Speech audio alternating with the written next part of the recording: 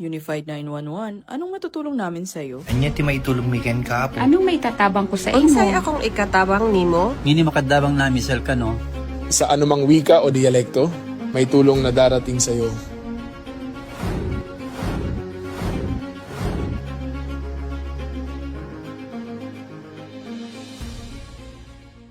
Lilingkod sa bawat Pilipino at magbibigay ng tamang impormasyon para sa tahimik at maayos na Pilipinas. Police News Network, alagad ng batas, tagapagtaguyod ng balitang pulis, sandigan ng mamamayan, patnubay ng katotohanan.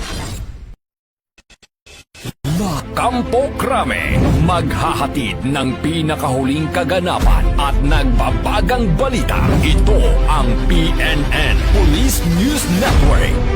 At ngayon, ang inyong mga tagapagbalita. Magandang araw, bagong Pilipinas. Ako ang inyong alagad ng batas, tagataguyod ng balitang pulis. Ako po si Patrolman Edwin Baris. Maghahatid sa inyo ng tamang balita, kwento ng pulis at serbisyo para sa mamamayan.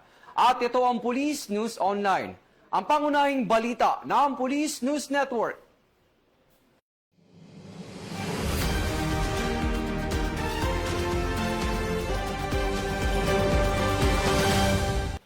Narito ang mga balitang hatid ng ating PNN correspondent mula sa iba't ibang panig ng bansa.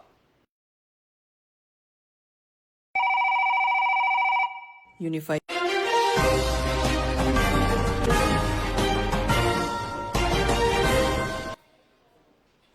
Tapang at dedikasyon ang ipinakita ng rumesponding pulis sa isang nag-aamok na sospek sa Camarines Sur.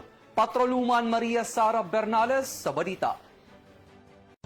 Ayon sa Police Regional Office 5, nakatanggap ng ulat ang San Jose Municipal Police Station tungkol sa isang armadong individual sa Zone 1, Barangay Kaladahan noong Agosto 22. Pinangunahan ni Police Staff Sergeant Noli M. Miranya ang grupong rumesponde sa lugar. Sa simula, sinikap ng mga pulis na kausapin ng mahinahon ng individual upang mapayapang mapangasiwaan ang sitwasyon. Subalit bigla umano itong sumugod sa mga pulis dahilan upang matumba si Police Staff Sergeant Miranya. Sunod umano siyang inatake ng bolo. Nagtamo si Police Staff Sergeant Miranya na malubhang sugat sa kanyang kaliwang kamay at mukha. Agad namang namagitan ng kanyang mga kasamahan upang mapigil ang pag-atake at maiwasan ang higit pang pinsala. Ayon sa pulisya, pinaputukan ng mga rumesponding personnel ang suspect gamit ang kanilang mga service firearms. Tinamaan sa magkabilang hita ang suspect at napatigil ang pag-atake. Kapwa isinugod si Police Staff Sergeant Miranya at ang nasugatang suspect sa Partido District Hospital. Kalaunan, inilipat sila sa Bicol Medical Center para sa karagdagang gamutan. Samantala, pinuri ni NAPOLCOM Commissioner Rafael Vicente R. Calinisan si Police Staff Sergeant Miranya dahil sa ipinakita nitong tapang at dedikasyon sa tungkulin. Ayon kay Commissioner Calinisan, ipinapakita ng insidente ang mga panganib na kinakaharap ng kapulisan sa pagganap ng kanilang tungkulin. Tiniyak din ng NAPOLCOM na matatanggap ni Police Staff Sergeant Miranya at ng kanyang pamilya ang mga nararapat na benepisyo at tulong alinsunod sa umiiral na mga batas, tuntunin at regulasyon. Kinilala naman ng Pro 5 ang profesionalismo at pagkakaisa ng mga rumesponding pulis. Muli rin itong binigyang diin ang pangakong protektahan ng publiko habang pinapairal ang pagpipigil sa sarili, profesionalismo at pagpapahalaga sa kaligtasan ng lahat. Patuloy na minomonitor ng mga otoridad ang kalagayan ni Police Staff Sergeant Miranya at ng nasugatang sospek. Ako po si Patrolwoman Sari Bernales, nagbabalita para sa Police News Network, bagong PNP para sa bagong Pilipinas, serbisyong mabilis, tapat at nararamdaman. Maraming salamat, Patrolwoman Bernales. Nitis sa mga labi ang hatid ng mga miyembro ng Police Regional Office 1 at Pro 1 OLCFI sa isinagawang outreach program sa mga estudyante ng Ortega Elementary School sa Bacnotan, La Union.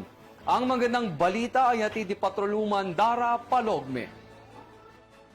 Naging mas makabuluhan ang pagpasok ng mga mag-aaral sa Ortega Elementary School matapos silang mahatiran ng tulong at suporta sa pamamagitan ng outreach program ng Police Regional Office 1 OLCFI noong August 20, 2026. Pinangunahan ni Police Brigadier General Juvencio S. Badua Jr., Regional Director ng Police Regional Office 1, kasama ang Police Regional Office 1 OLCFI Chapter sa pamumuno ni Mrs. Nancy A. Badua, ang gift-giving at outreach activity sa Ortega Elementary School sa Barangay Ortega, Bacnutan, La Union.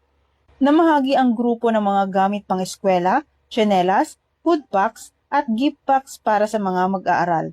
Nag-turnover din sila ng mga ICT equipment sa paaralan upang makatulong sa pang-edukasyon at pagkatuto ng mga bata. Layunin ng programa na mapatibay ang ugnayan ng pulisya at komunidad, maisulong ang kaligtasan at kapakanan ng mga mag-aaral, at mahatiran sila ng suporta at pag-asa sa pamamagitan ng makabuluhang pakikipag-ugnayan. Sa pamamagitan ng ganitong mga inisyatiba, patuloy na isinusulong ng PNP ang serbisyong mabilis, tapat at nararamdaman alinsunod sa Enhanced Alerto Framework at sa adhikaing maging kaagapay ng komunidad sa paghubog ng mas ligtas at mas maunlad na kinabukasan para sa kabataan. Mula dito sa Campo Crame, ako ang inyong PNN correspondent Patroluman Dara Palome. Alagad ng batas, tagataguyod ng balitang pulis. Bagong PNP para sa bagong Pilipinas, serbisyong mabilis, tapat at nararamdaman. Nakiisa ang mga membro ng 102nd Maneuver Company ng Regional Mobile Force Battalion 1, Youth Organization at Sangguniang Kabataan sa isinagawang tree planting activity sa Cervantes, Ilocos Sur. Muling magbabalita dyan si Patroluman Dara Palogme. Isinagawa ng 102nd Maneuver Company ng Regional Mobile Force Battalion 1, katuwang ang iba't ibang youth at community organizations, ang isang tree planting activity sa Libting Area, Sitio Payas, Barangay Comillas South, Cervantes, Ilocos Sur. Nakiisa ang mga tauhan ng 102nd Maneuver Company sa kabataan ng Cervantes sa aktibidad na pinangunahan ng Sangguniang Kabataan at mga opisyal ng Barangay Comillas South.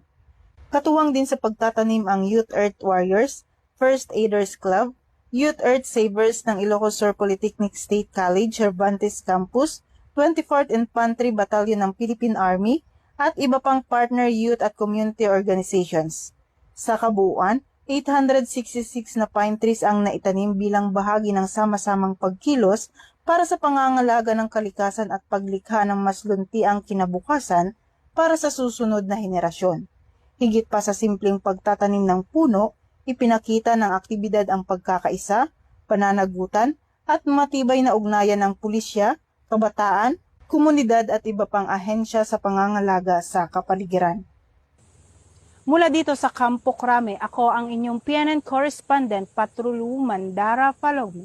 Alagad ng batas, tagataguyod ng balitang pulis. Bagong PNP para sa bagong Pilipinas, serbisyong mabilis, tapat at nararamdaman. Maraming salamat, Patroluman Palogme. Pinangunahan ni Chief PNP, Police General Jose Melencio C. Nartates Jr. ang turnover of office ceremony kung saan itinalaga ang bagong officer in charge ng NCRPO na si Police Brigadier General Christopher Abrahano na umalili kay Police Major General Anthony Aberin na formal nang nagretiro na ginanap sa Camp Bagong Diwa, Bikutan, Taguig City. Patrolman Don Brosas sa report. Formal nang itinalaga si Police Brigadier General Christopher Abrahano bilang officer in charge ng National Capital Region Police Office, kasabay ng isinagawang turnover of command ngayong ika-23 ng Agosto sa NCRPO Hinirang Multipurpose Hall, Camp Bagong Diwa, Bikutan, Taguig City. Pinangunahan ni Chief PNP Police General Jose Melencio Nartates Jr. ang seremonya bilang presiding officer, kung saan formal na isinagawa ang turnover ng pamumuno mula kay Police Major General Anthony Aberin patungo kay Police Brigadier General Abrahano.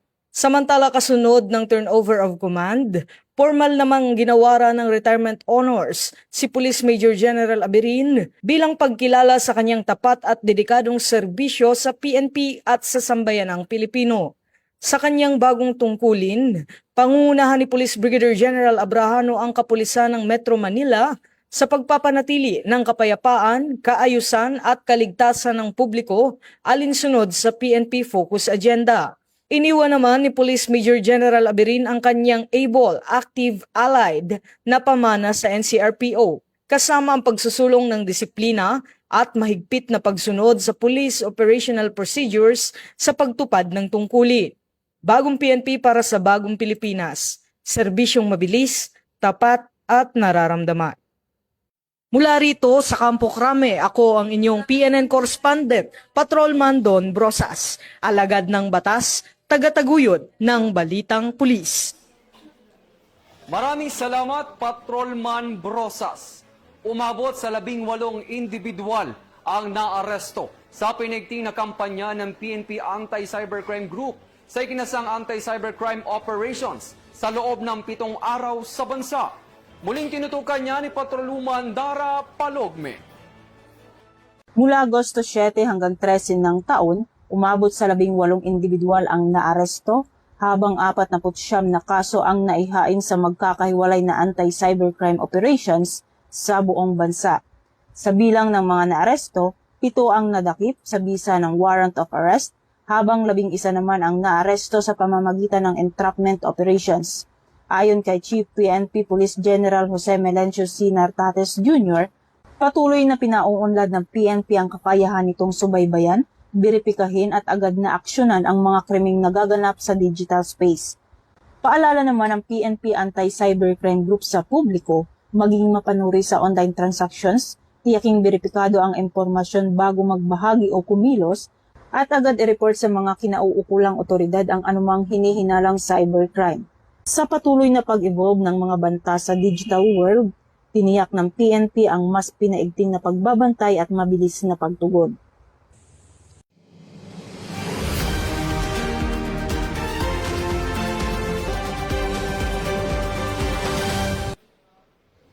Maraming salamat, Patrolwoman Palogme. Sa kulungan, ang bagsak ngayon ng 4 na wanted person sa ikinasang operasyon ng Tugigaraw PNP sa loob lamang ng 2 araw. Bahagi ito ng tuloy-tuloy na operasyon ng Police Regional Office 2 kontra kriminalidad upang masiguro ang seguridad at kaligtasan ng mamamayan. Magbabalita dyan si Patrolwoman Mika Rubio. Patuloy na isinusulong ng Tuguegarao Component City Police Station ang mga akbang para mapanatili ang kapayapaan, kaayusan at seguridad sa lungsod. Kaugnay nito, 4 na taong pinaghahanap ng batas ang naaresto sa magkakahiwalay na operasyon noong Agosto 18 at 19 ng taong kasalukuyan. Kabilang sa mga naaresto, sina alias Onyok, 18 taong gulang na may warrant of arrest para sa kasong murder na walang inirekomendang piyansa, alias Josh, 28 taong gulang na may kinakaharap na 15 bilang ng qualified theft na may kabuoang piyansang 500 at 18,000 piso, alias Jobert, 34 na taong gulang na may warrant kaugnay ng paglabag sa Republic Act No. 7610 o batas sa espesyal na proteksyon sa mga bata laban sa pang-aabuso, pagsasamantala at diskriminasyon na may piyansang 200,000 piso, at alias Brian, 18 taong gulang na may kinakarap na kasong statutory rape na walang inirekomendang piyansa. Isinagawa ang mga operasyon upang ipatupad ang mga warrant of arrest at matiyak na may harap sa hukuman ang mga taong may kinakaharap na kaso. Ayon kay Police Lieutenant Colonel Gary A. Matagay, Chief of Police ng TCCPS, patuloy na palalakasin ng himpilan ng kanilang mga operasyon at pakikipag-ugnayan sa iba pang law enforcement units upang mapanatili ang kapayapaan, kaayusan at kaligtasan ng publiko. Mula dito sa Cagayan Police Provincial Office, ako ang inyong Police News Network Correspondent, Patrolwoman Mika E. Rubio, alagad ng batas, tagataguyod ng Balitang Pulis. Maraming salamat, Patrolwoman Rubio. At yan ang mga balitang nakalap ng ating mga PNN correspondent mula Luzon, Visayas at Mindanao. Para sa mas malawak at mabilis na ulat ng mga balita, i-like, follow and share kami sa aming Facebook account ng Police News Network at sa Twitter account para sa mga real-time updates at YouTube channel para sa mga live stream at replays. Manatiling mapagmatyag at laging alamin ang totoo. Sa ngalan ng pamunuan ng Philippine National Police, sa panguna ni Chief PNP Police General Jose Melencio C. Nartates Jr. at sa pamumuno ni President Ferdinand Bongbong Marcos Jr., kami ay maglilingkod sa bawat Pilipino at magbibigay ng tama at balanseng balita. Mula rito sa tanggapan ng tagapag-ugnay ng Pambansang Pulisya ng Pilipinas, ako ang inyong alagad ng batas, tagataguyod ng Balitang Pulis, Patrolman Edwin Baris. Maghahatid ng tamang balita at serbisyo para sa mamamayan. At ito ang Police News Online. ang pangunahing balita ng Police News Network. At ito ang bagong PNP para sa bagong Pilipinas. Serbisyong mabilis, tapat at nararamdaman.